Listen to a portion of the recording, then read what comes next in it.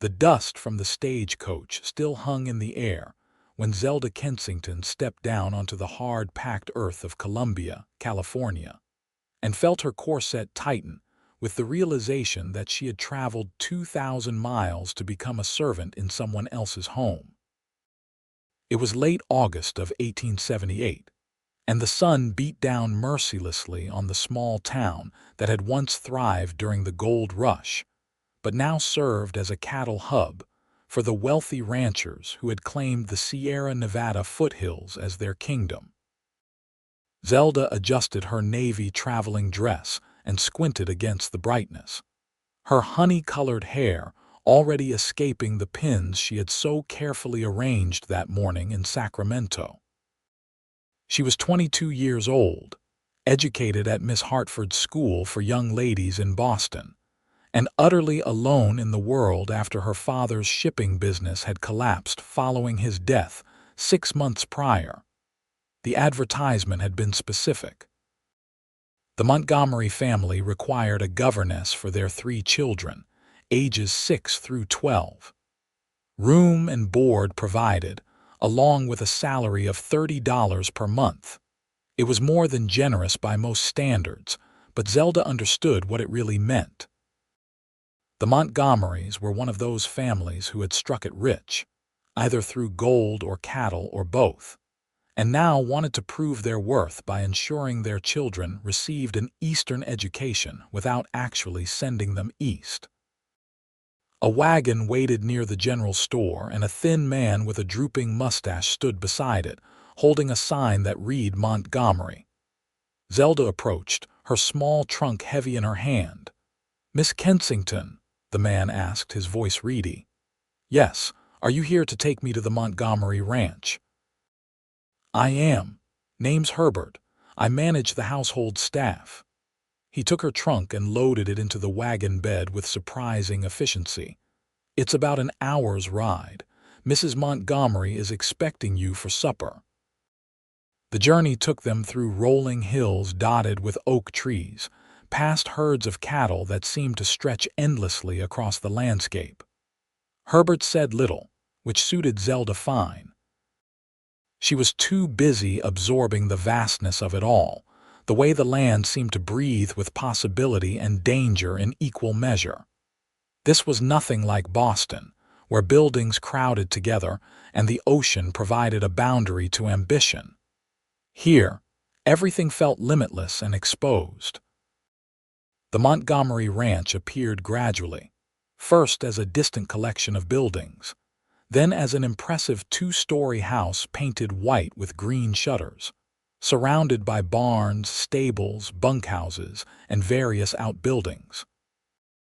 Zelda counted at least 20 structures, all well-maintained and organized with military precision.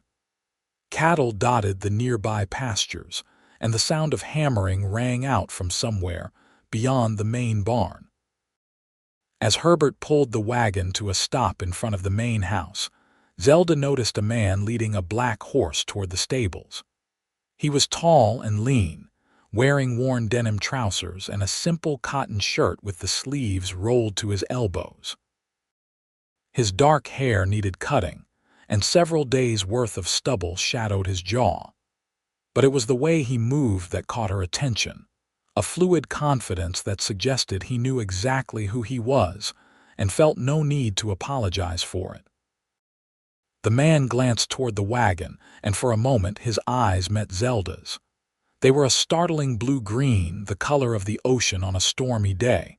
Then he turned away, leading the horse into the shadowy interior of the stable. "That's Finn O'Sullivan," Herbert said, following her gaze. "The stable master. Been with the Montgomerys for 5 years now, good with horses, keeps to himself mostly." Before Zelda could respond, the front door of the house opened and a woman emerged. Mrs. Montgomery was perhaps 40, though she dressed as if she were attending a society function in San Francisco rather than running a cattle ranch. Her burgundy dress had clearly been made by an expensive dressmaker, and her dark hair was elaborately arranged. She was handsome rather than beautiful, with shrewd eyes that assessed Zelda in a single sweep. "Miss Kensington, welcome to Twin Oaks Ranch." Mrs. Montgomery's voice was cultured, with just a hint of something rougher underneath. "I trust your journey was not too arduous." "It was long, Mrs. Montgomery, but I am grateful to have arrived safely." "Herbert, take Miss Kensington's trunk to the governess quarters. Miss Kensington, please come inside. The children are eager to meet you, though I have instructed them to wait until after you have had a chance to refresh yourself and take some refreshment." The interior of the house was as impressive as the exterior, with fine furniture that would not have been out of place in any Boston drawing room. Zelda noted the paintings on the walls, the Persian rugs on the polished wood floors, the crystal chandelier in the entrance hall. The Montgomerys were not merely wealthy. They were determined to prove it. Mrs. Montgomery led Zelda through the house, pointing out the various rooms. The schoolroom was on the second floor, bright and spacious, with large windows overlooking the ranch.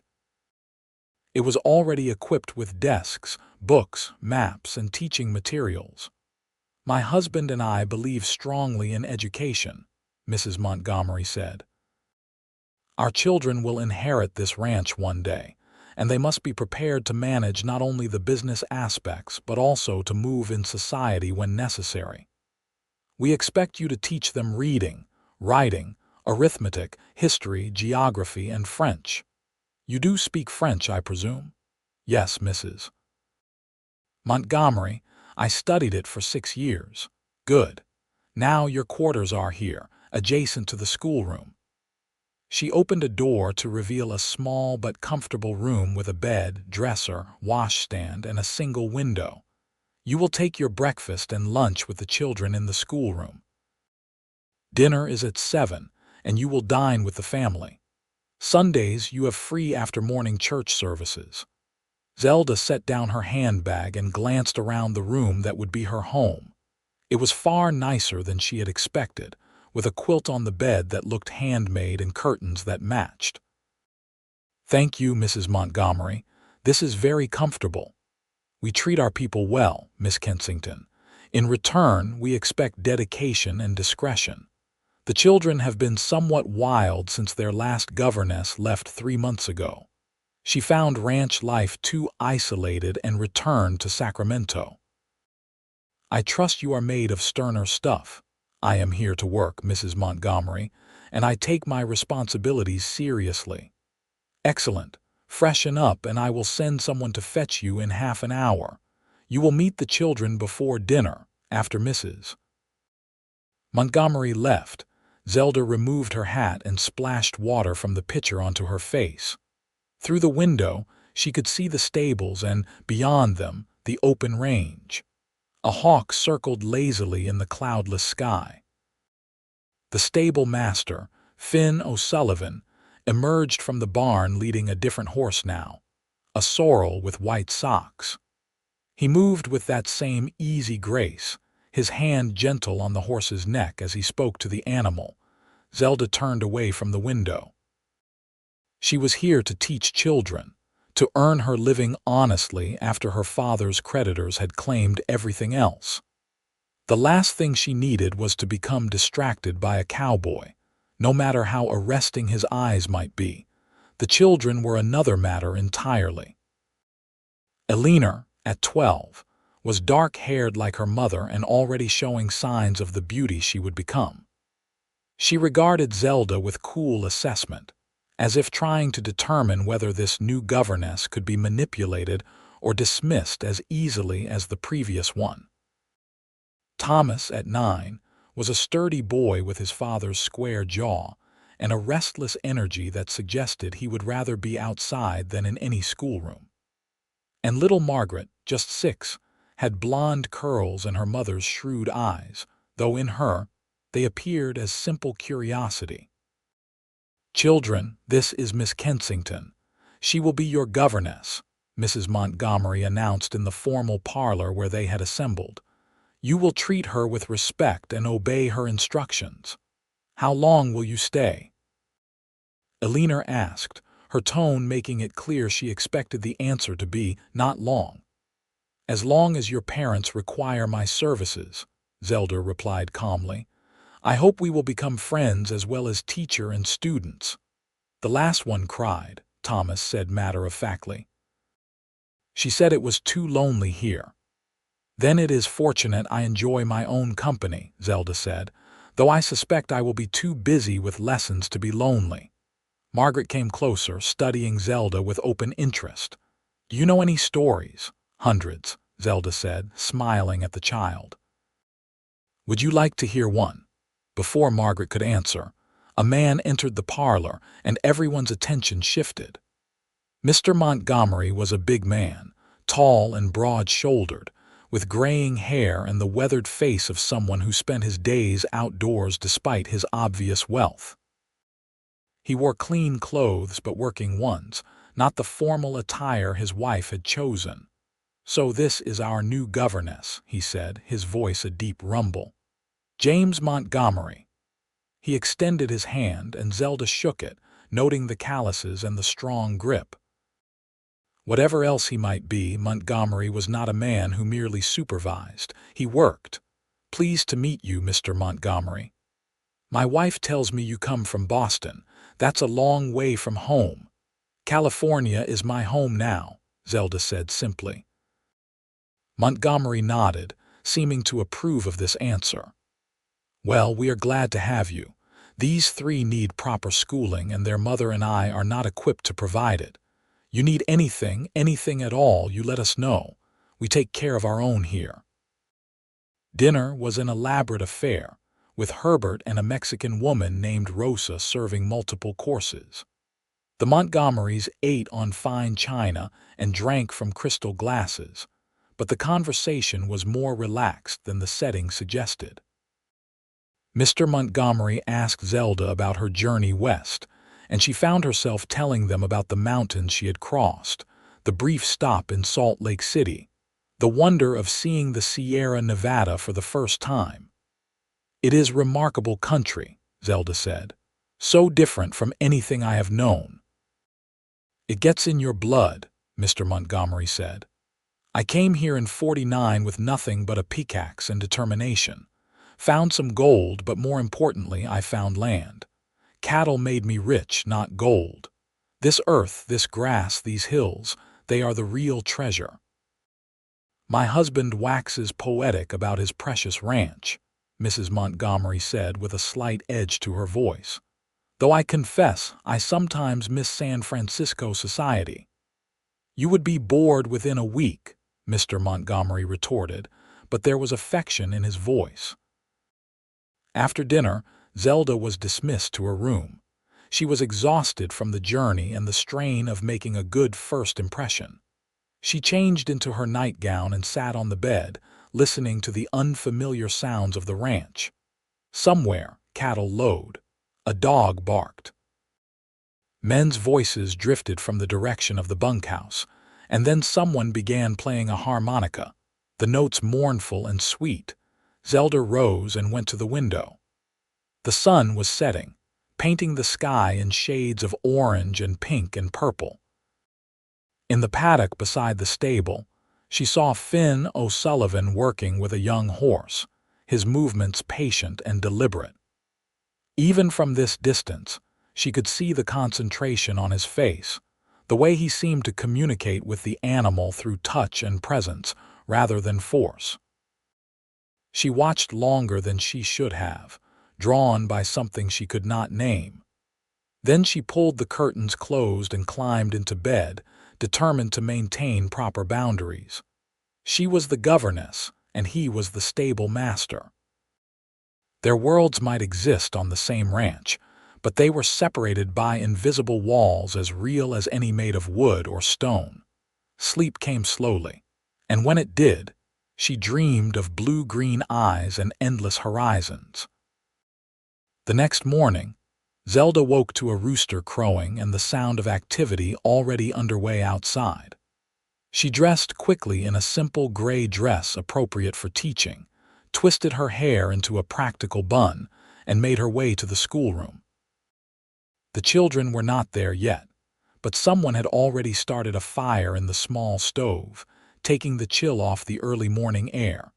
She spent the time reviewing the books and materials, planning her first lessons. When the children arrived, escorted by Rosa, Zelda was ready. "Good morning," she said brightly. "Please take your seats. We are going to begin by determining exactly what each of you knows so I can plan appropriate lessons." Alina rolled her eyes but complied. Thomas fidgeted but sat.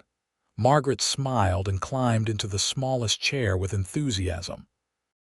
The morning proved enlightening. Alina could read well and had decent handwriting, but her mathematics was weak, and her geography knowledge was limited to California, and a vague sense that other places existed. Thomas could barely sit still, but had a quick mind for numbers when he could be convinced to focus. Margaret was just beginning to read, and her enthusiasm made up for her limited skills.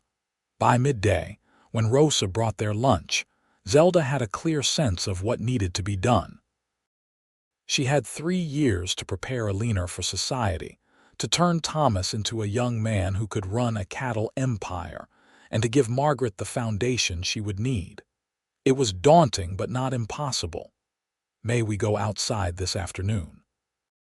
Thomas asked as they ate the sandwiches and fruit Rosa had provided. "The last governess made us stay inside all day, every day. It was horrible." "We will have lessons outdoors when appropriate," Zelda said. "But education requires concentration, and that often means being inside." Thomas's face fell, and Zelda felt a pang of sympathy. The boy was not meant to be confined to 4 walls. "However," she continued, "I believe in the value of practical learning. Tomorrow afternoon we will have a nature walk, and you will identify plants and animals. That will count as your science lesson." Thomas brightened immediately, and even Alina looked mildly interested.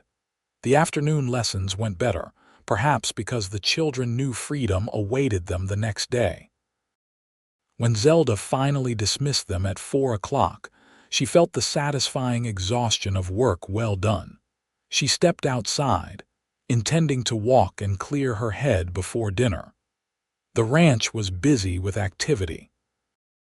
Men were working with cattle in a large pen, their shouts and whistles carrying across the air. Near the barn, someone was shoeing a horse, the ringing of hammer on metal rhythmic and steady. Without consciously deciding to do so, Zelda found herself walking toward the stables. She told herself she was simply exploring the ranch, learning the layout. But when she stepped into the dim interior of the barn and saw Finn O'Sullivan brushing down a gray mare, her heart gave an unsteady thump. He looked up, and for a moment, neither of them spoke. Then he touched the brim of his hat in a gesture that was polite but not particularly welcoming. "Miss Kensington, Mr. O'Sullivan." She moved closer, drawn by the horse more than the man, she told herself. "She is beautiful. This is Misty. She belongs to Mrs. Montgomery, though she rarely rides her." He continued brushing, his strokes long and even. "The children like to ride. I expect I will be seeing more of you if you plan to teach them horsemanship." "I had not considered that," Zelda admitted. "Is it expected, on a ranch like this?" "It would be useful." He glanced at her, his expression unreadable. "Do you ride?" "I did when I was younger. My father kept a small stable." The memory came with the familiar ache of loss. "It has been several years, though. Riding is like swimming, you do not forget." He set down the brush and stroked the mare's neck. "If you want, I can give you a refresher. Early mornings are best, before the day gets busy." Zelda hesitated. It was a practical offer, nothing more. If she was to adequately supervise the children on horseback, she needed to be competent herself. And yet something about accepting felt dangerous. "That is kind of you, Mr. O'Sullivan. Perhaps in a few days, once I have settled into the routine with the children. Whenever you are ready." He returned to his work, effectively dismissing her. Zelda left the stable feeling unsettled. There was something about Finn O'Sullivan that disturbed her carefully constructed composure. Perhaps it was simply that he seemed so completely at home in his own skin, so unconcerned with the opinions or expectations of others. Or perhaps it was something more, something she was not ready to examine too closely. The days fell into a pattern. Lessons with the children in the morning, lunch, more lessons in the afternoon, dinner with the family, during which Mrs. Montgomery would question Zelda about the children's progress, and Mr. Montgomery would tell stories about the ranch. Afterward, Zelda would retreat to her room, where she would prepare lessons for the next day or read from the small collection of books she had brought with her. It was a good life, she told herself. She was safe, employed, and useful. She had no right to the restlessness that sometimes overtook her in the evenings when she would stand at her window and watch the sun set over the endless hills. On Sunday, she attended church with the family in Columbia. The small wooden church was packed with ranchers, farmers, shopkeepers, and their families. Zelda recognized some of the ranch hands from Twin Oaks, including Finn, who sat in the back pew wearing clean clothes and looking distinctly uncomfortable. After the service, people gathered outside, and Mrs. Montgomery made a point of introducing Zelda to the other respectable families. It was clear that the Montgomerys occupied a position at the top of the local hierarchy, and Zelda's role as governess placed her in an ambiguous space between family and servant. "You are welcome to explore the town," Mrs. Montgomery said as they prepared to return to the ranch.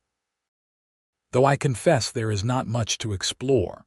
A few shops, the saloon, the hotel." Zelda walked the main street, noting the general store, the doctor's office, the dress shop that seemed optimistically ambitious for such a small town. She bought some writing paper and envelopes, thinking she should write to her old school friend Sarah, who had married a banker and moved to Philadelphia. As she emerged from the store, she nearly collided with Finn, who was loading supplies into a wagon. "Pardon me," she said, stepping back. "My fault. I was not watching where I was going." He secured the last bag of grain and turned to face her. In the bright sunlight, she could see the fine lines around his eyes, the way his dark hair curled slightly at his collar. He was perhaps 28 or 30, she guessed, though there was something in his eyes that suggested he had lived more than his years. "Are you settling in all right at the ranch?" he asked, surprising her. It was the most personal question he had directed at her. "I am, thank you. The children are challenging but bright. I think we will do well together." "That is good. The last one gave up too easily." He leaned against the wagon, studying her. "You seem made of sterner stuff." "I have no choice but to be," Zelda said, then wondered why she had been so honest. "I mean, this position is important to me.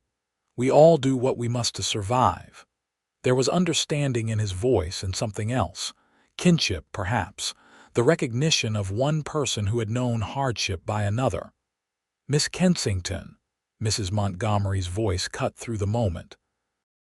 "We are ready to depart." "I should go," Zelda said. Finn nodded and turned back to his wagon. But as Zelda walked away, she felt his gaze on her back, and something in her chest tightened with awareness. The next week, Thomas asked when they would have their nature walk. Zelda, true to her word, organized an expedition for that afternoon. She informed Mrs. Montgomery of the plan, and the children's mother gave her blessing with the instruction that they should not wander too far from the ranch buildings. Armed with notebooks and pencils, the three children and Zelda set off across the nearest pasture. Eleanor complained about the heat and the dust, but Thomas was in heaven, pointing out tracks in the dirt and asking what animal had made them. Margaret collected wildflowers with serious concentration. They had gone perhaps half a mile when they crested a small rise and saw Finn working with several ranch hands to repair a fence line. The men had removed their hats against the heat, and their shirts were dark with sweat. Finn was using a post driver, his muscles straining with each swing. Thomas immediately wanted to go see what they were doing. Zelda hesitated, not wanting to interrupt the men's work, but Thomas was already running down the hill, and she had no choice but to follow with the girls. "Thomas, we should not disturb them," Zelda called, but the boy was already chattering at Finn, asking questions about the fence and why it needed repairing and what had broken it in the first place.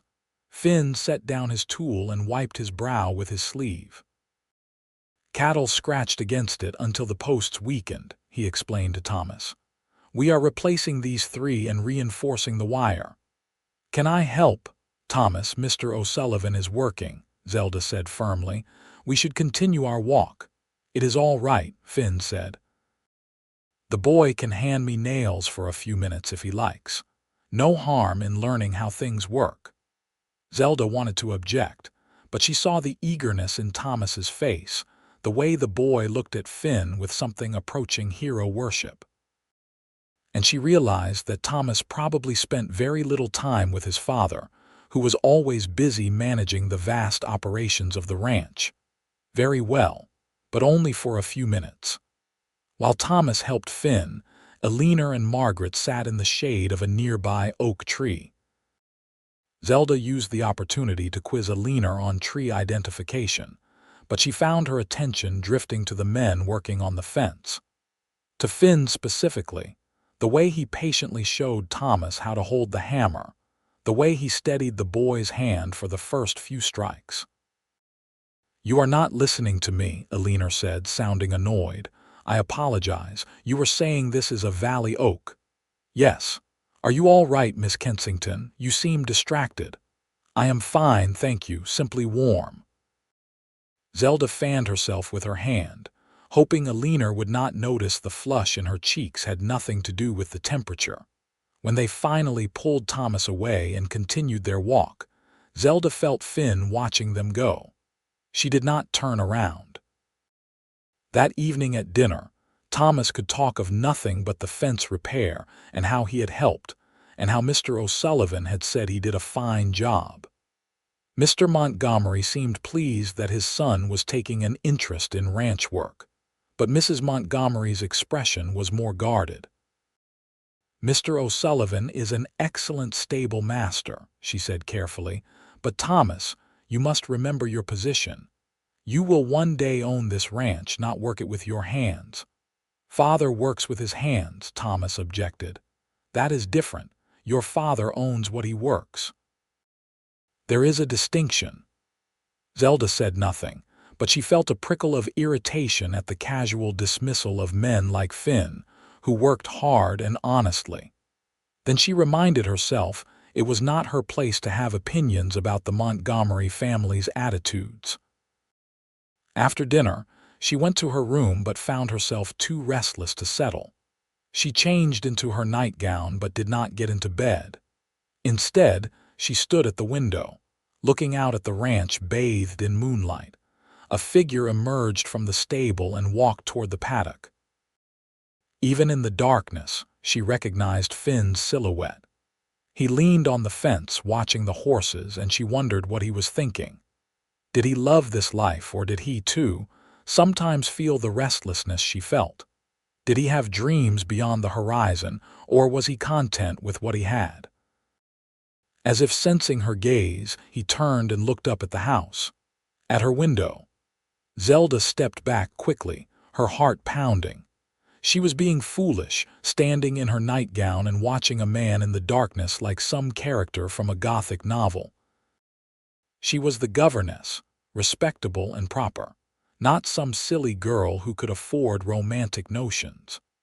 But as she climbed into bed, she could not shake the memory of his eyes meeting hers across the distance, the feeling that he saw her more clearly than anyone had in a very long time.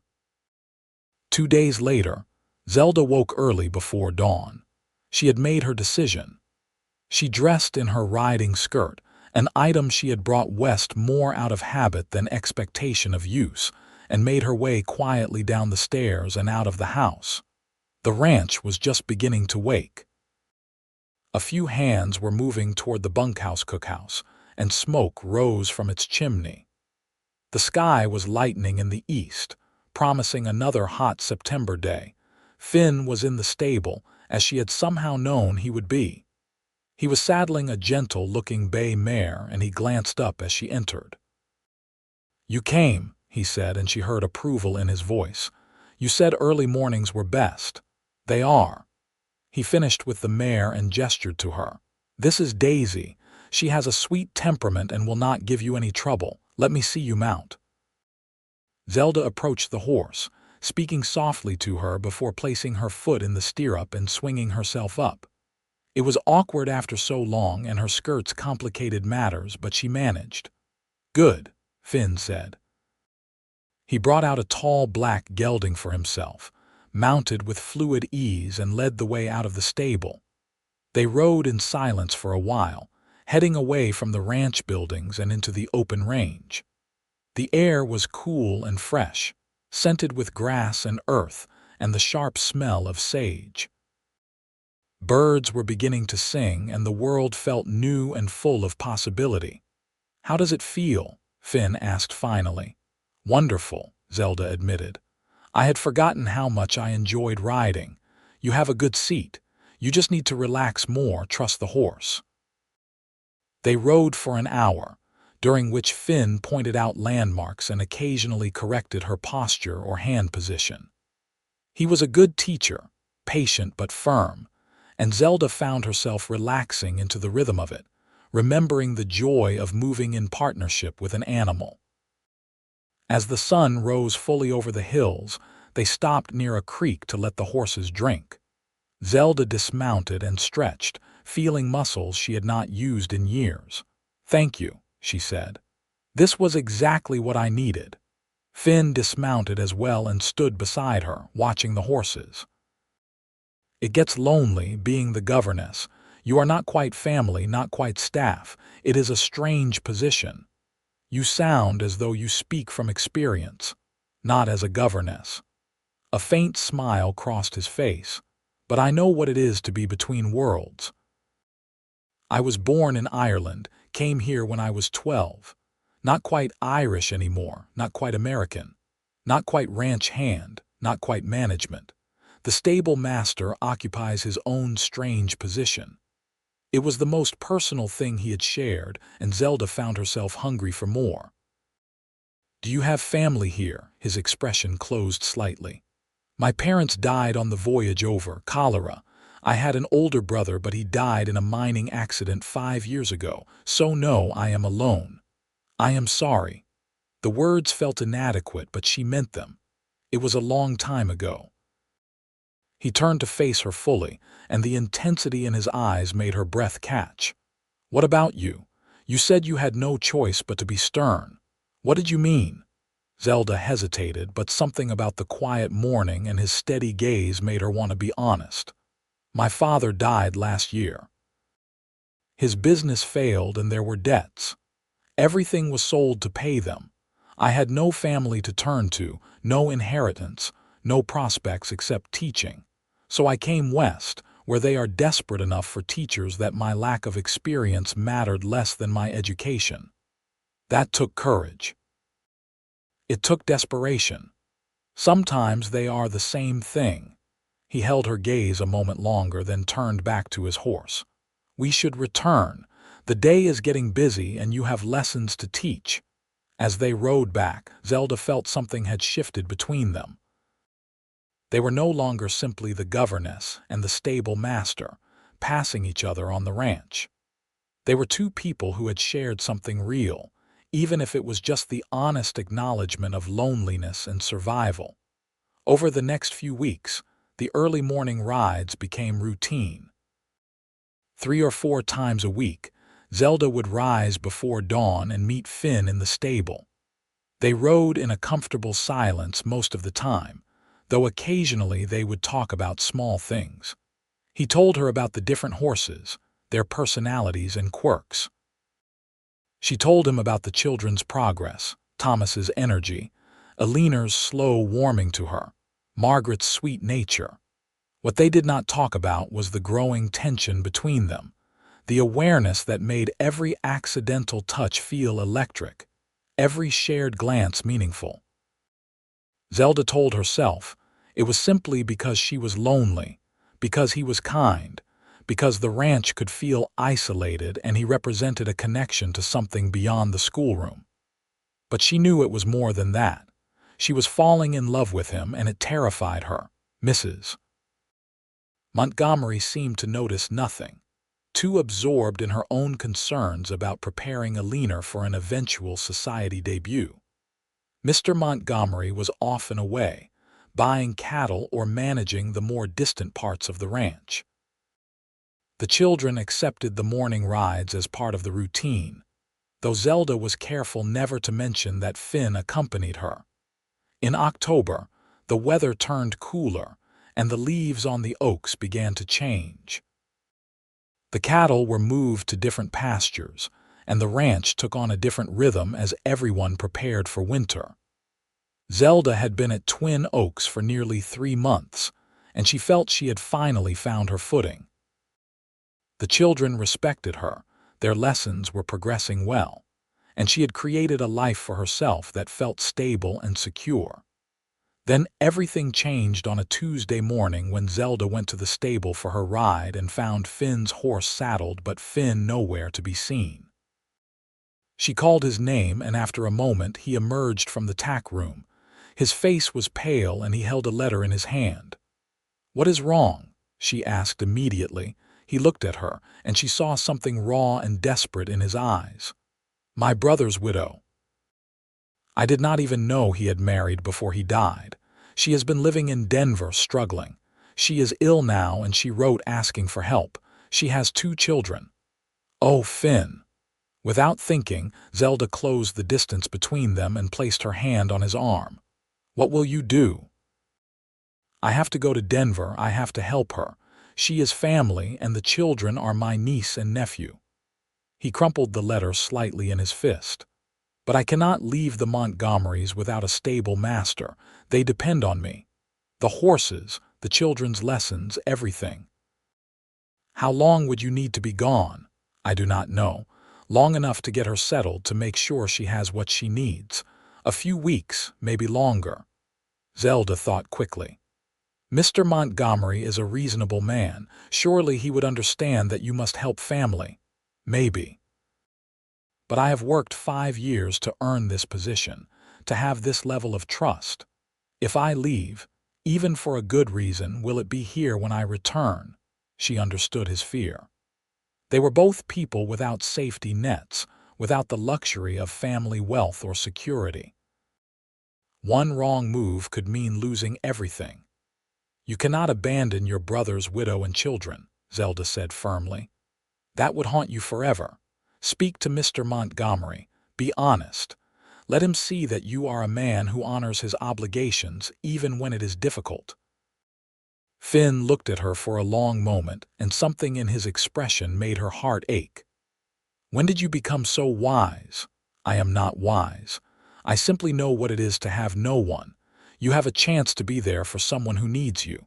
That matters more than a job." He reached up and covered her hand where it rested on his arm. The touch was gentle, but it sent warmth flooding through her. "Thank you, Zelda."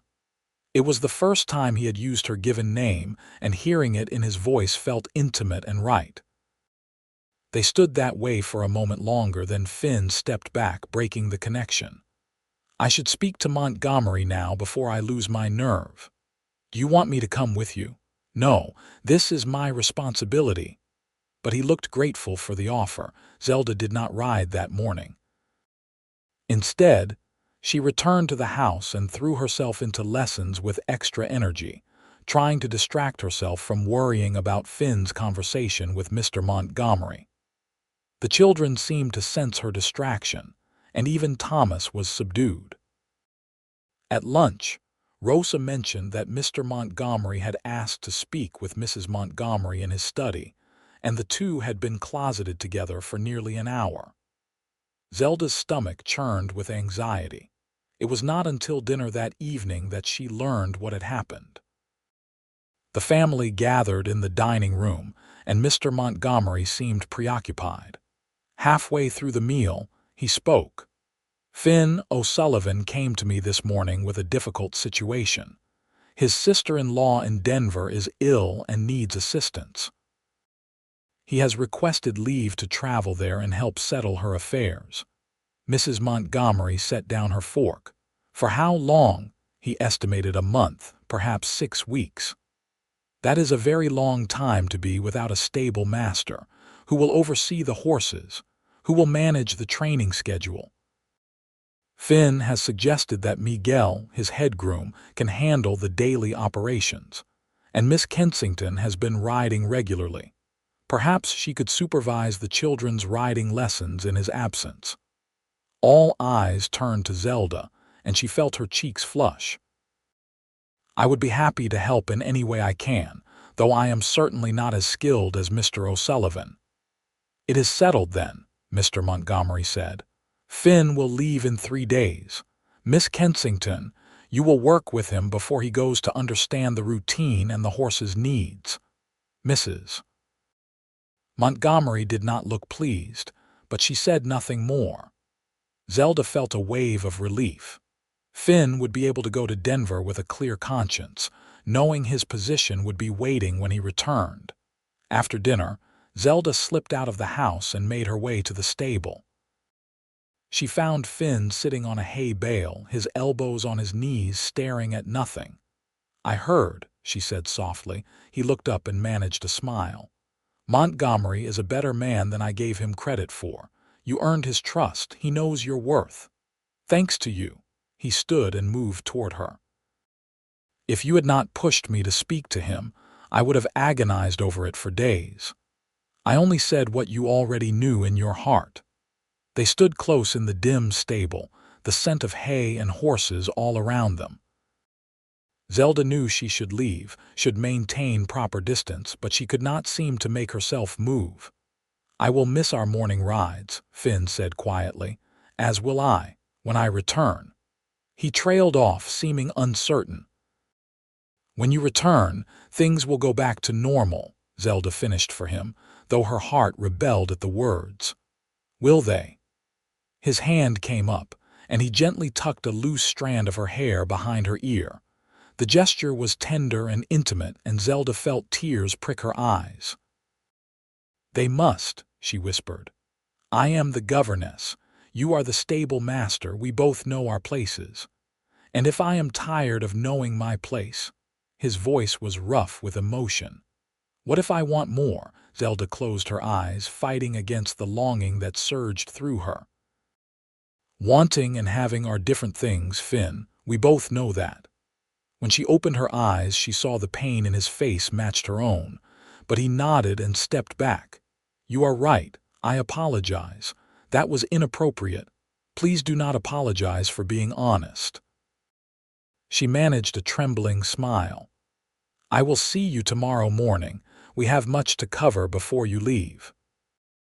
She fled the stable before she could say or do something foolish, like admit that she wanted more too, that she dreamed about him at night, that the thought of 6 weeks without seeing him felt like an eternity. The next 3 days passed in a blur. Finn taught Zelda everything he could about managing the stables, about each horse's temperament and needs, about what to watch for in terms of health and behavior. She took notes furiously, determined to prove worthy of the trust Mr. Montgomery had placed in her. On the morning Finn was scheduled to leave, Zelda woke before dawn and dressed quickly. She made her way to the stable, where she found him loading his saddlebags onto a sturdy roan. "You are leaving so early?" she asked. "The stage to Sacramento leaves at 8. From there, I will take the train to Denver." He cinched the saddle and turned to face her. "I wanted to say goodbye without an audience." "I am glad you did." Zelda twisted her hands together, unsure what to say. Everything felt too big, too important to fit into words. "Take care of the horses," he said, "and take care of yourself. Do not let Mrs. Montgomery work you too hard." "I will manage. Take care of your family, Finn. Give them the help they need." He moved toward her, and for a heart-stopping moment she thought he might embrace her. But he simply took her hand and pressed it gently. "I will write if I can. Let you know how things are going." "I would like that." He released her hand and mounted his horse. In the growing dawn light, he looked like something from a story, the cowboy riding off toward adventure. Except his adventure was born of duty and compassion, not glory. "Goodbye, Zelda." "Goodbye, Finn. Come back safely." He touched his hat brim in that gesture she had come to know so well, then turned his horse and rode away. Zelda stood in the stable doorway and watched until he disappeared over the first rise, heading toward Columbia and the stage that would carry him east. Only then did she allow herself to cry, quickly and silently, before drying her tears and returning to the house. She had work to do, and she could not afford to be distracted by emotions she had no right to feel. The first week without Finn was the hardest. Zelda threw herself into managing the stables along with her teaching duties. Miguel was capable and helpful, but he spoke limited English, and Zelda found herself relying on gestures and demonstrations more than words. The children's riding lessons continued, with Thomas showing real promise and even Alina consenting to occasional rides. At night, Zelda would fall into bed exhausted, too tired even to dream. It was better that way. When she slept deeply, she did not imagine Finn's voice or the way his eyes crinkled when he smiled. 2 weeks after Finn's departure, a letter arrived.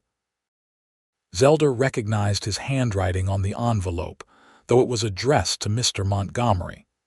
She delivered it to the ranch owner's study, trying not to think about what it might contain. That evening at dinner, Mr. Montgomery shared the news. "Finn writes that his sister-in-law's situation is worse than he expected. She has consumption, and the doctors say she has perhaps 6 months. He is making arrangements to bring her and the children back here to California, where the climate might help her recover. Bring them here, Mrs." Montgomery looked alarmed. Where would they stay? "He plans to build a small cabin on the ranch property. The children, a girl of 8 and a boy of 4, would need schooling. I told him before he left that we would help however we could." Mrs. Montgomery's lips thinned, but she nodded. "Of course, we must do our Christian duty." Zelda felt a complicated swirl of emotions. She was relieved that Finn had found his family and was helping them. But the thought of him building a life that included children, even if they were his niece and nephew, made her aware of all the things she did not have, all the things she might never have. "Miss Kensington, you would be willing to include these children in your lessons when they arrive?" Mr. Montgomery asked. "Of course, Mr. Montgomery, it would be my pleasure." That night, alone in her room, Zelda allowed herself to imagine what it would be like when Finn returned. Would he be changed? Would the tenuous connection they had shared still exist, or would his new responsibilities create a distance between them? More weeks passed. October gave way to November, and the weather turned colder. Zelda received 2 more letters, though these came addressed to her personally. Finn wrote about Denver, about his sister-in-law Catherine, about the children named Sarah and Jamie. His tone was warm but careful, giving her information without revealing his feelings. Zelda wrote back, keeping her own letters similarly neutral. She told him about the ranch, the horses, the children's progress. She did not tell him that she missed him desperately, that the morning rides felt empty without him, that she found herself looking toward the stables at odd moments as if he might suddenly reappear. In mid-November, a telegram arrived. Finn, Catherine, and the children would arrive in Columbia in 3 days. Mr. Montgomery sent men to prepare a small cabin that had once housed a foreman, cleaning it and making it habitable for a sick woman and 2 small children. Zelda helped where she could, bringing linens and curtains from the main house stores. Mrs. Montgomery supervised with a tight expression, clearly not pleased with the disruption to her household, but unwilling to openly object when her husband had made his decision. On the day of their arrival, Zelda told herself she would not go to the train station. It was not her place. But when the time came, she found herself walking toward Columbia with a basket of food Rosa had prepared, telling herself she was simply being helpful. The stage from Sacramento that connected to the train arrived in late afternoon. Zelda stood back from the small crowd that had gathered, watching as passengers disembarked. Then she saw him. Finn looked thinner, more tired than when he had left, but his face lit up when he saw her. He was helping a woman down from the stage, a woman so pale and thin she seemed made of paper. 2 children clung to her skirts, wide-eyed and frightened. "Zelda," Finn said, and the way he said her name made her heart turn over. "I did not expect you to be here. I brought some food for your journey to the ranch." She held out the basket, suddenly feeling foolish. "That is very kind." He took the basket, then turned to the woman beside him. "Catherine, this is Miss Zelda Kensington, the governess at Twin Oaks Ranch." "Zelda, my sister-in-law, Catherine O'Sullivan." Catherine managed a weak smile. "Pleased to meet you, Miss Kensington. Finn has written about you. Only good things, I hope." Zelda knelt down to meet the children's eyes. "And you must be Sarah and Jamie. I am so pleased to meet you. I am the teacher at the ranch, and I look forward to having you in my classroom." Sarah, a serious-looking girl with dark hair like Finn's, studied Zelda carefully. Jamie simply hid his face in his mother's skirt. The wagon from the ranch arrived, driven by Miguel. Finn helped Catherine and the children into the back, where blankets had been arranged to cushion the ride. Zelda climbed onto the bench beside Miguel, and Finn swung up beside her. As they made their way toward Twin Oaks Ranch, Finn leaned close and spoke quietly. "Thank you for being here. It means more than you know." Zelda glanced back at Catherine, who had already dozed off despite the jostling of the wagon. The children curled against her. "She is very ill." "Yes. The doctors in Denver said the California climate is her only hope, and even then." He did not finish, but he did not need to. "You are a good man, Finn O'Sullivan." "I am a man trying to do right by the last of my family. At the ranch, Mrs. Montgomery greeted them with formal politeness, but it was Mr. Montgomery who helped carry Catherine into the prepared cabin and made sure everything was arranged for her comfort. Rosa appeared with hot soup and bread, and Zelda helped settle the children while Finn tended to his sister-in-law. By the time everything was organized and Catherine was resting comfortably, night had fallen. Zelda walked Finn back toward the main stable, where he would resume his quarters in the small room off the tack area. "Tomorrow, bring Sarah and Jamie to the schoolroom at 9, Zelda said. "We will begin getting them acclimated. You do not have to do this." "Of course I do. It is my job. Besides, I like children, or I would not be a governess." They stopped outside the stable, and the moon cast everything in silver light. Finn reached out and took her hand. "I missed you," he said simply. "I missed you too. In Denver, all I could think about was getting back here. To the ranch, yes, but mostly to you. I know I have no right to say such things. I know you deserve better than a stable master with no prospects and a ready-made family to care for. But I cannot seem to help how I feel." Zelda's heart hammered in her chest. "Finn, you do not need to say anything. I just wanted you to know. Life is too uncertain, too short, not to speak the truth when you feel it." He raised her hand and pressed his lips to her knuckles, a gesture that was courtly and old-fashioned and devastatingly romantic. Then he released her and stepped back. "Good night, Zelda." "Good night." She walked back to the main house in a daze, her hand still warm from his kiss. In her room, she pressed that hand to her chest and let herself feel everything she had been trying to suppress for months. Joy and fear and longing and hope, all tangled together until she could not separate one from another. She loved him. She was in love with Finn O'Sullivan, and he had just told her he felt the same way. But what did it mean? What could possibly come of such feelings when their positions were so different, when the world had such strict rules about what was proper and appropriate? Zelda did not sleep that night. Instead, she sat at her window and watched the stars wheel overhead, trying to figure out how to navigate a situation that seemed impossible. The next morning, she met Sarah and Jamie in the schoolroom as planned. The Montgomery children were curious about the newcomers, and Zelda worked to make everyone comfortable. Sarah was bright and well-mannered, though clearly worried about her mother. Jamie was shy and clung to his sister, but he slowly warmed to Margaret, who was closest to his age. During the lunch break, Finn appeared at the schoolroom door. "May I speak with you for a moment, Miss Kensington?" Zelda followed him into the hallway, aware of 5 pairs of curious eyes watching them. "How are they doing?"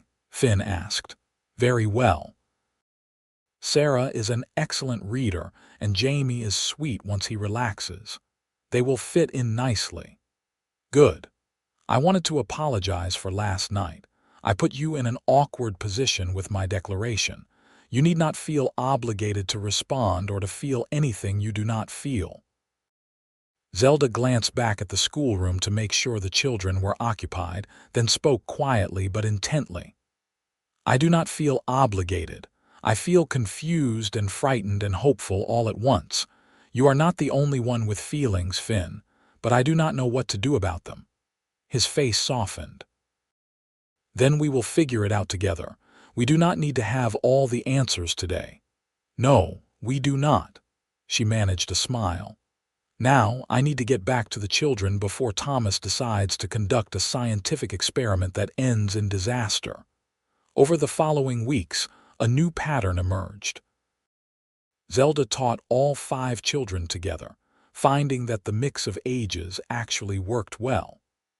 Eleanor became a mother hen to the younger ones, and Thomas had someone to share his boundless energy with in Sarah. Catherine slowly gained a bit of strength with rest and good food, though she remained alarmingly frail. Finn resumed his duties as stable master, but now he had the added responsibility of caring for his sister-in-law and her children. Zelda watched him manage it all with steady determination, never complaining, always finding a way to make things work.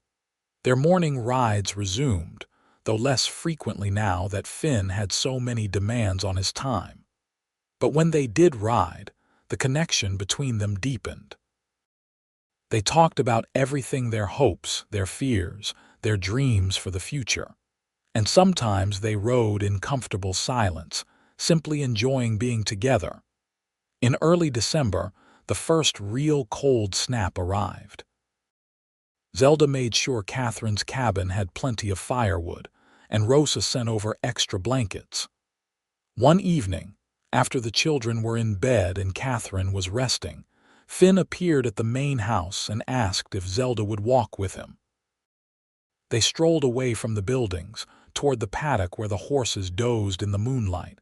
Finn seemed nervous, his hands restless. "Catherine spoke to me today," he said finally. "She knows she is dying. The doctors were clear about that. She has made me promise to raise Sarah and Jamie as my own." "Of course you will. They are family." "It is not that simple. A single man raising 2 children, especially a young girl who is almost old enough to need a woman's guidance. It will be difficult. People will talk." Zelda's breath caught. "What are you saying, Finn?" He stopped walking and turned to face her, taking both her hands in his. I am saying that I love you, Zelda Kensington. I have loved you since you first walked into that stable months ago with your proper manners, and your courage showing through despite your fear. I am saying that I know I have nothing to offer you but myself, and 2 children who will need a mother. I am saying that I want to marry you if you will have me. Zelda felt tears streaming down her face. I am just a governess. You could find someone better, someone from a proper family with connections, and I do not want someone better. I want you. The woman who was brave enough to cross the country alone. The woman who is kind to children and horses and lost cowboys. The woman who makes me believe that maybe, just maybe, I deserve something good in my life. Oh, Finn. She freed one hand to touch his face, feeling the rough stubble of his jaw. I love you too. I have tried so hard not to, but I cannot help it. Yes, I will marry you. Yes, I will help you raise Sarah and Jamie. Yes to all of it. He pulled her close and kissed her, and it was everything Zelda had dreamed and more. His lips were warm and gentle, and the kiss tasted of possibility and promise. When they finally broke apart, both were breathing hard. We should speak to the Montgomerys, Zelda said. I will need to give notice as governess. Actually, I have been thinking about that. What if we spoke to Montgomery about building a small school on the ranch property? There are other families in the area who would pay for their children to be educated. You could teach. I would continue as stable master, and we would have enough to support ourselves and the children. Zelda felt hope bloom in her chest. Do you think he would agree? There is only one way to find out. They returned to the house hand in hand, and Finn requested an audience with Mr. Montgomery. The ranch owner received them in his study, his expression curious. Sir, I have come to ask permission to marry Miss Kensington, Finn said directly. I know this may come as a surprise, but we have grown to care for each other deeply, and I believe we can make a good life together. Mr. Montgomery leaned back in his chair, studying them both. I confess I am not entirely surprised. I have seen the way you look at each other. And you, Miss Kensington, you are willing to give up your position as governess to become the wife of my stable master. I am, sir, though I wondered if you might consider an alternative arrangement. She explained the idea of a small school, her words tumbling over each other in her eagerness. Mr. Montgomery was silent for a long moment. Then he nodded slowly. It is an interesting proposal. Having educated children in the area would benefit everyone, including my own, and I would hate to lose either of you. Very well, I will provide the lumber and some of the labor to build a schoolhouse. You will run it, Miss Kensington, and you will of course continue to teach my children along with any others who enroll. Does that seem fair? More than fair, sir. Thank you. However, I expect you will want to be married before you set up a household together. Have you spoken to Reverend Thompson? Not yet, sir. We only just decided tonight, Finn said. Well, speak to him soon. I suspect my wife will insist on helping with the arrangements, despite the unconventional nature of the match. Mrs. Montgomery was indeed surprised when informed of the engagement, but she proved more gracious than Zelda had expected. Perhaps the older woman recognized genuine affection when she saw it, or perhaps she simply appreciated that both Finn and Zelda would remain at Twin Oaks Ranch in their respective roles. Either way, she agreed to host a small wedding reception at the main house. Catherine was delighted by the news. I prayed for this, she told Zelda when they visited to share the news. I prayed that God would send someone to help Finn, to give him a reason to embrace life rather than simply endure it. And here you are, an answer to prayer. I am no angel, Zelda said, embarrassed. No, you are human, which is far better. My children will need a human mother, someone real and present. Promise me you will love them. I already do, Zelda said, and meant it.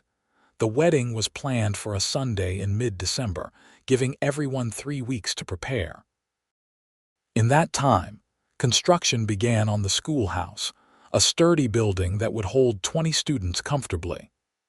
Men from the ranch worked on it in their spare time, and slowly it took shape on a piece of land between the main ranch buildings and Catherine's cabin.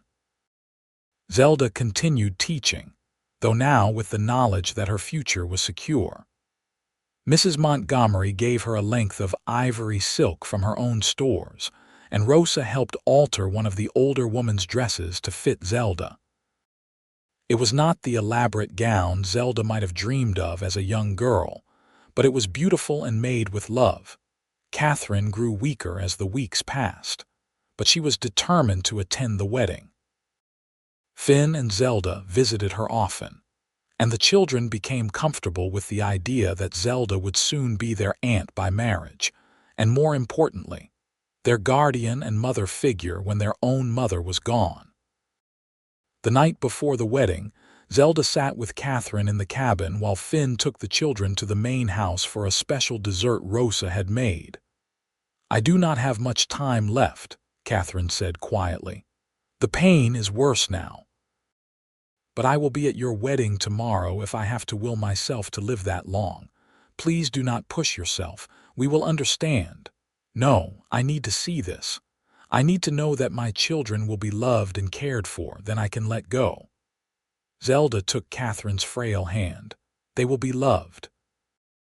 I promise you that, and we will make sure they remember you, that they know how much you loved them and fought for them." "Thank you." Catherine's eyes filled with tears. "You are a gift, Zelda, to Finn, to my children, to all of us."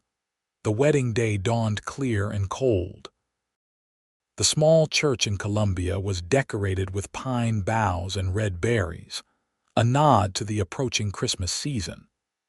Zelda dressed with Rosa's help, her hands shaking slightly as she fastened the pearl earrings that had belonged to her mother. "You are beautiful," Rosa said in her accented English. "He is a lucky man. I am the lucky one." Mr. Montgomery himself drove Zelda to the church in his best carriage. "Your father would have been proud," he said gruffly. "You have made a good life for yourself through hard work and determination." At the church, Zelda saw that what was meant to be a small ceremony had drawn much of the town. Ranchers, shopkeepers, even some of the ranch hands from Twin Oaks had come to witness the wedding of the governess and the stable master.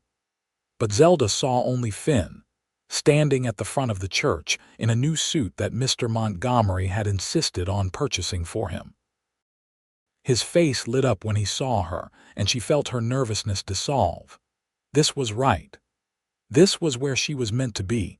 Catherine sat in the front pew, supported by pillows and wrapped in shawls. Beside her, Sarah and Jamie sat with the Montgomery children. As Zelda passed, Sarah gave her a shy smile and Jamie waved enthusiastically. The ceremony was simple and brief. They spoke their vows clearly and firmly, and when Reverend Thompson pronounced them husband and wife, Finn kissed Zelda with such tenderness that several people in the congregation wiped their eyes. The reception at Twin Oaks Ranch was a lively affair, with food and music and dancing. Catherine managed to attend for an hour before exhaustion forced her to return to the cabin. But in that hour, Zelda saw her truly smile, saw the peace in her eyes.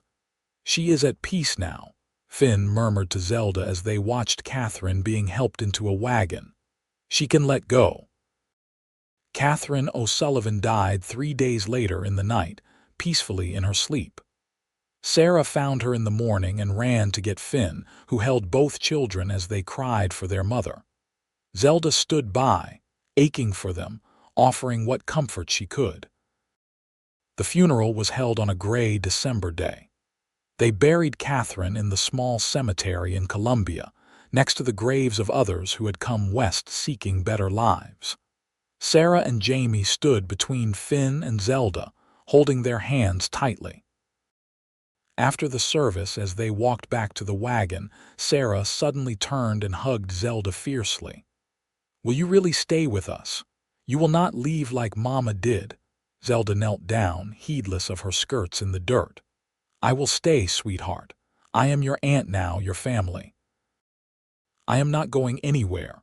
Promise." "I promise." That night, after the children were finally asleep in the cabin that was now their home, Finn and Zelda sat together by the fire. It had been a long, difficult day, and neither had much energy left. "You were wonderful with them," Finn said quietly. "Catherine chose well when she made me promise to keep them, and I chose well when I asked you to marry me." "We will get through this together," Zelda said. "All of us. Together." He pulled her close, and she rested her head on his shoulder, feeling the steady beat of his heart. The winter months were hard. Sarah grieved quietly but deeply, throwing herself into her schoolwork. Jamie had nightmares and cried for his mother. Zelda and Finn took turns comforting him, slowly teaching him that it was safe to love again, that they would not leave him. The schoolhouse was completed in January, and Zelda began teaching there, with the Montgomery children and Sarah and Jamie, joined by several other children from neighboring ranches. She loved the work, loved seeing young minds open to learning. And having her own space, her own school, gave her a sense of purpose and accomplishment that went beyond being an employee. Finn continued as stable master, but he made sure to spend time with the children every day. He taught them to ride, helped them with chores, played games with them in the evenings. Slowly, Sarah's smiles came more easily and Jamie's nightmares became less frequent. In March, Zelda realized she was pregnant. She told Finn one evening after the children were asleep, shy and uncertain how he would react, his face transformed with joy. "A baby, we are going to have a baby." "Yes, in the fall, I think, October or November." He kissed her then, deeply and passionately, and then more gently. "I love you so much.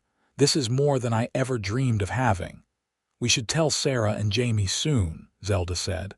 "I want them to know they are part of this, that the baby will not replace them." When they told the children the next day, Sarah looked worried at first, but then she smiled. "Can I help take care of the baby?" "Of course. I will need all the help I can get." Jamie was less interested in the baby and more interested in whether he would still get his bedtime story. They assured him nothing important would change. Spring turned to summer, and life settled into a comfortable rhythm. The school was successful, with 12 students enrolled by June. The Montgomerys were pleased with the arrangement, and even Mrs. Montgomery softened toward Zelda, treating her more as an equal than a servant. Zelda's pregnancy progressed normally, though the heat of the California summer made her uncomfortable. Finn hovered, worried and protective, until she finally told him she was not made of glass and would let him know if she needed help. In late September, as the weather began to cool, Zelda went into labor. Rosa attended her, along with Dr. Mitchell from Columbia. Finn paced outside the cabin, kept company by Mr. Montgomery, who had 4 children of his own and remembered the terror of waiting. After 12 hours of labor, Zelda delivered a healthy baby boy. They named him William, after Finn's father. He had dark hair like his father and lungs that proved he would have no trouble making his needs known. Sarah and Jamie were enchanted by the baby. Sarah especially loved to hold him and sing to him, and Zelda saw how mothering William helped heal something in the girl's wounded heart. The years that followed were full and happy. The school continued to thrive, and Zelda taught until a second pregnancy in 1881 forced her to take a brief break.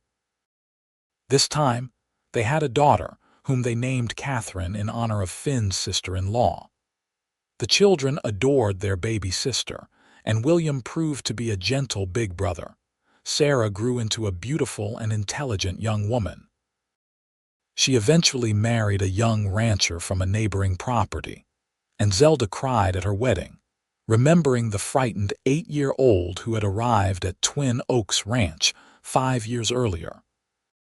Jamie became passionate about horses and training them, working alongside Finn and learning everything the older man could teach him. By 1885, Finn and Zelda's little family had grown to include 4 children of their own in addition to Sarah and Jamie. There was William, Catherine, another boy named Thomas after Zelda's father, and finally a surprise late baby, a girl named Rose. The cabin had been expanded multiple times and was now a comfortable home. The school had been enlarged as well, with Zelda hiring an assistant teacher to help manage the growing number of students. Finn had been promoted to ranch foreman, overseeing not just the stables but much of the daily operations of Twin Oaks Ranch. One evening in late spring, after the children were all in bed, Finn and Zelda sat on their porch and watched the sun set over the hills. They did this often now, taking a few moments at the end of each day to simply be together. "You ever think about Boston?" Finn asked. "Wonder what your life would have been like if you had stayed?" "No," Zelda said honestly. "That was another lifetime, another person. I am exactly where I am meant to be." "You do not regret giving up being a governess to a wealthy family to become the wife of a cowboy?" "You are not just a cowboy. You are the foreman of one of the most successful ranches in California, and I did not give up anything. I gained everything that matters." She took his hand. "A home, a family, a purpose, and the love of a good man. What more could anyone want?" He lifted her hand to his lips, and even after 7 years of marriage, the gesture still made her heart flutter. "I love you, Zelda O'Sullivan. And I love you, Finn O'Sullivan, now and always." They sat together as the stars began to appear, comfortable in the silence, secure in the knowledge that whatever challenges life might bring, they would face them together. The governess who had arrived at Twin Oaks Ranch frightened and alone had found not just employment but a home, not just students but children, not just work but love. And the stable master who had showed her what mattered most had given her the greatest gift of all, a family and a future filled with hope. On Sundays, the O'Sullivan family still attended church in Columbia, arriving in a wagon that was now large enough to hold all of them. The townspeople had long since accepted the unlikely match between the governess and the stable master, especially as they watched the family thrive and grow. One Sunday in June of 1885, as they gathered after the service, an older woman Zelda did not recognize approached her. "Mrs. O'Sullivan." "I am Mrs. Patterson from Sacramento. I have heard remarkable things about your school. My daughter is recently widowed with 3 children, and she is seeking a teaching position. I wondered if you might have room for another instructor." Zelda smiled. She remembered all too well what it was like to be alone and desperate for work, for purpose, for a place to belong. "Please have your daughter write to me. I would be happy to speak with her about a position." As Mrs. Patterson thanked her and moved away, Finn caught Zelda's eye and smiled. He understood what she was doing, offering another lost woman the same chance she had been given years before. That evening, as Zelda prepared lessons for the coming week, Sarah stopped by with her husband and their new baby, a girl they had named Zelda in honor of the woman who had become the mother Sarah needed. Jamie was there too, recently engaged to a young woman from Columbia who shared his love of horses. The cabin was full of noise and laughter as cousins played together, and adults caught up on news. Finn built up the fire as the evening grew cool, and Rose fell asleep in his arms, her small thumb in her mouth. William and Thomas were teaching their cousin to play checkers, while Catherine helped Sarah's baby learn to crawl. Zelda looked around at all of them, at this family she had somehow become part of, and felt overwhelming gratitude. She thought of the young woman who had stepped off the stage in Columbia 7 years ago, frightened and alone, clutching a small trunk and a teaching certificate. That woman could never have imagined this life, this abundance of love. Later, after everyone had gone home and the children were all in bed, Finn found Zelda standing at the window, looking out at the ranch buildings silhouetted against the night sky. "What are you thinking about?" he asked, wrapping his arms around her from behind. "How different my life is from what I expected. I came here to be a governess, to teach other people's children and live at the edges of someone else's family. And instead I found my own family, my own home, my own purpose." She turned in his arms to face him. "I found you. We found each other," he corrected. "I was just going through the motions, Zelda, working and existing but not really living. You changed all that. You showed me that it was possible to have more, to want more, to be more than I thought I could be. You did the same for me. You taught me that the most important things cannot be planned or controlled. That sometimes you have to trust your heart, even when it is frightening." He kissed her then, slow and sweet, a kiss that held 7 years of love and commitment and the promise of all the years to come. Through the open window, they could hear the sounds of the ranch settling for the night, horses shifting in their stalls, cattle lowing in the distance, the wind sighing through the oak trees. "You remember the day we met?" Finn asked. "You were stepping out of the wagon, looking around like you had landed on another planet. Herbert was bringing your trunk, and you were trying so hard to look confident even though I could see you were terrified. I was terrified. Everything was so foreign, so overwhelming. And then I saw you leading that black horse, and for just a moment, our eyes met. I remember. I thought you were beautiful, but more than that, I thought you looked brave, like you were facing something difficult and doing it anyway. I thought you looked like you belonged here, like you were part of the land itself. I envied that certainty. And now I belong here too. This is our land, our ranch, our life. We built it together." The years continued to pass, each one bringing its own challenges and joys. The children grew, the school flourished, and Finn and Zelda's partnership deepened. They weathered droughts and difficult winters, celebrated weddings and births, mourned the loss of friends and neighbors. In 1890, when the Montgomerys decided to retire and move to San Francisco to be closer to Alina, who had married a banker, they offered Finn the opportunity to purchase a portion of the ranch. With savings carefully accumulated over the years, and a loan from the bank, Finn and Zelda became landowners, with 200 acres of prime grazing land and water rights to boot. It was a tremendous risk, and Zelda lay awake at night sometimes worrying about the debt they had taken on.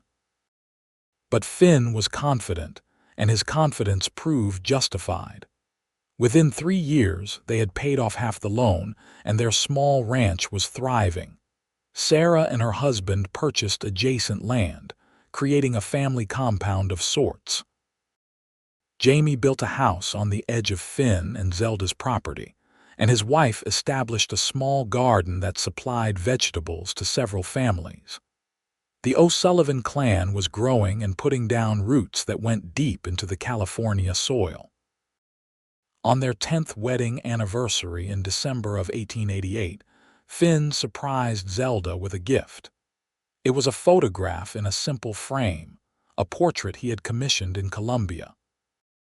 It showed Zelda surrounded by children, some hers by blood, some hers by choice, all of them looking at her with obvious love and trust. "So you never forget," Finn said as she stared at the picture with tears in her eyes, "how many lives you have touched, how much you matter." "Oh, Finn." She set the picture down carefully and wrapped her arms around him. "Thank you, not just for the picture but for everything, for seeing me when I felt invisible, for loving me when I felt unlovable, for building this life with me. You did the same for me, love. We saved each other." By 1895, William was preparing to attend university in Sacramento, planning to study agriculture so he could bring modern techniques back to the ranch. Catherine had become a teacher herself, working alongside her mother in the school. Thomas wanted to be a veterinarian and was apprenticing with Dr. Mitchell.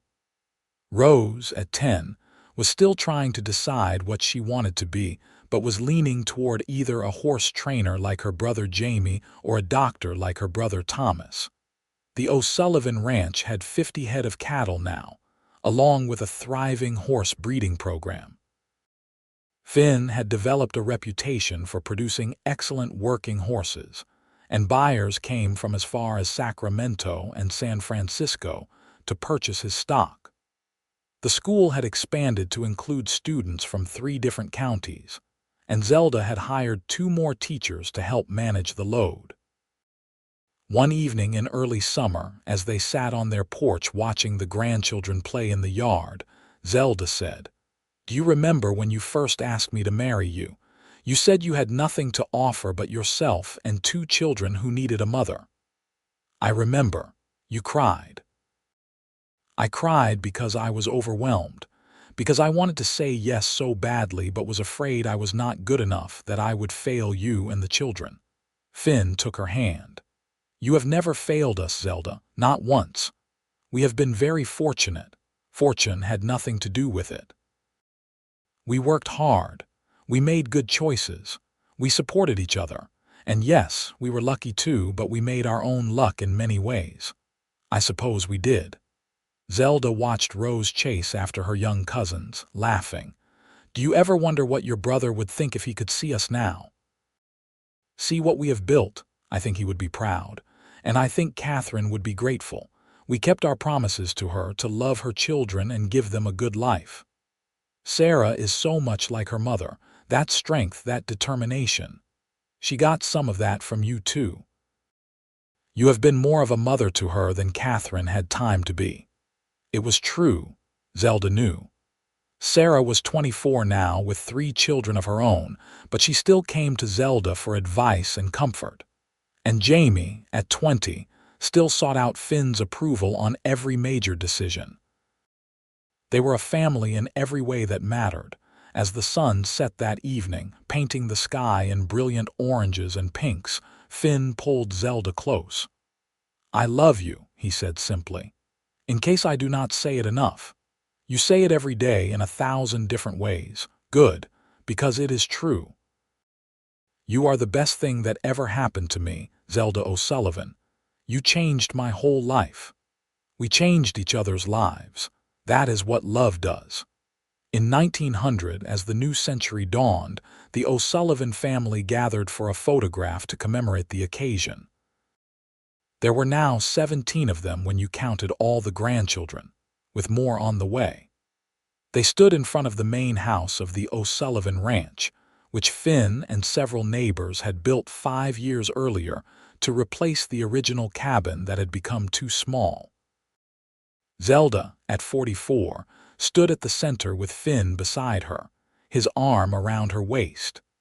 Their children and grandchildren surrounded them, multiple generations of a family that had been forged through love and loss and determination. Sarah and Jamie stood on either side, with their own families, a testament to the healing power of being truly loved. That evening, after everyone had gone home and the house was quiet, Zelda went through the wooden box where she kept precious things. There was her mother's pearl earrings, which she had worn at her wedding. There was the first letter Finn had ever written her from Denver. There were drawings the children had made, letters from friends, newspaper clippings about the school's successes. At the bottom of the box was a folded piece of paper, yellowed with age. She unfolded it carefully and read the words she had not looked at in more than 20 years. Wanted. Governess for wealthy family in California. Must be educated, respectable, and dedicated. Room and board provided. Salary $30 per month. Reply to Mr. James Montgomery, Twin Oaks Ranch, Columbia, California. Zelda stared at the advertisement that had changed her life. Such simple words to have such profound consequences. She had answered it out of desperation, never imagining that the journey would lead not just to employment but to love, family, and a life richer than any she could have imagined. She refolded the paper and placed it back in the box, then joined Finn on the porch where he sat watching the stars emerge. "What were you doing?" he asked, remembering, "thinking about the journey that brought me here. Any regrets?" "Not a single one." She settled beside him and he pulled her close. "Well, maybe one very small regret," he tensed. "What?" "That I did not say yes to you sooner. We could have had a few more months together if I had not been so stubborn about propriety and what was proper." He laughed, the sound warm in the darkness. "We have had 17 years, Zelda, and God willing, we will have many more. I think we have done all right. More than all right. We have done wonderfully."